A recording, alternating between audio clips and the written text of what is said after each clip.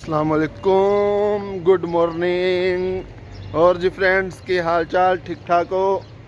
Friends सुबह हो गई, उठ गए, नमाज नमाज पढ़ी तो हूँ जा रहे हैं ड्यूटी ते ड्यूटी ते जाए वेखने कोई काम शम है तो चलने काम ते फिर कल आर जे नहीं है तो रूम च चलने। चलो जी फ्रेंड्स मिलने फिर बाद चों। ओके।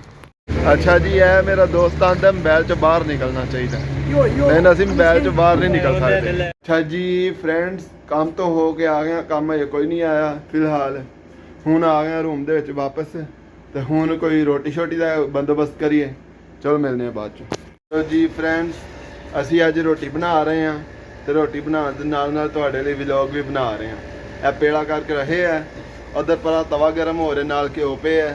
चलो रोटी बनाए वहाने तुहानू। अच्छा जी फ्रेंड्स रोटी साडी बन गई है गोल मटोल जी, ये देख सकते हो। हूँ इन्हू पका रहे हैं असी, पका के तुहानू फिर वहाने कैसी बनी। बहुत ज़बरदस्त किस्म की गोल मटोल अज वेल गई है तो वेख सकते हो कितनी मज़े लग रही है। ये कच्ची कच्ची है लेकिन पक्के की तो ज़्यादा मज़े लगेगी। जी फ्रेंड्स ये देख सकते हैं पराठा की कोई बड़ी ज़बरदस्त किस्म का बन गया है, देख लो बहुत ही खूबसूरत लग रहा है। तो हूँ तो एक जरा ना अपने दोस्त नाल मिलाना मैं। जी फ्रेंड्स अगे असी आंडे खाते हाँ, अज रात का फेफड़े बने पे ने सालन फेफड़िया का। तो यह देख सकते फेफड़े गर्म करन लगे हैं, बहुत ही कोई टेस्टी किस्म के लग रहे हैं तो बहुत टेस्टी बने ने वाकई। राती मैं खाधे ने तो हूँ जड़ा करन लगे हैं गर्म तो करके तो फिर जाने अंदर जा खाने तो तुहानू दिखाने कितना टेस्टी है फेफड़े बने हुए हैं। ठीक है पहले आंडे खाते हैं, हूँ खाने फेफड़े।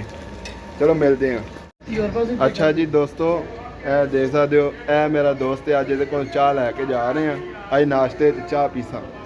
ठीक है ए देख लो जी चाह बनी पी, नाल इन्हें भी सालन बनाए है तो चीनी पा लिया। हूँ ये चीनी भुल गया सी तो हूँ चाह पीने नाल अज। अच्छा जी फ्रेंड्स नाश्ता बना लिया मैंने, नाश्ता बना लिया। नाश्ते में आज आपको दिखाता हूँ, ये देखें पराठा बना हुआ है बहुत ही ज़बरदस्त किस्म का, साथ में फेफड़े का सालन है, साथ में चाय है और बहुत ही मज़े का आज सीन हुआ है। चलो खाते हैं और आपको बताते हैं कैसा है, क्या टेस्टी है कि नहीं।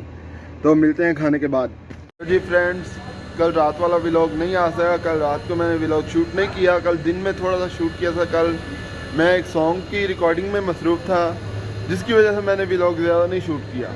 वो सॉन्ग एडिट होके आज पोस्ट होगा और कल वाला व्लॉग जो मैंने थोड़ा शूट किया था वो मैं अभी थोड़ी देर तक एडिट करके पोस्ट करूँगा।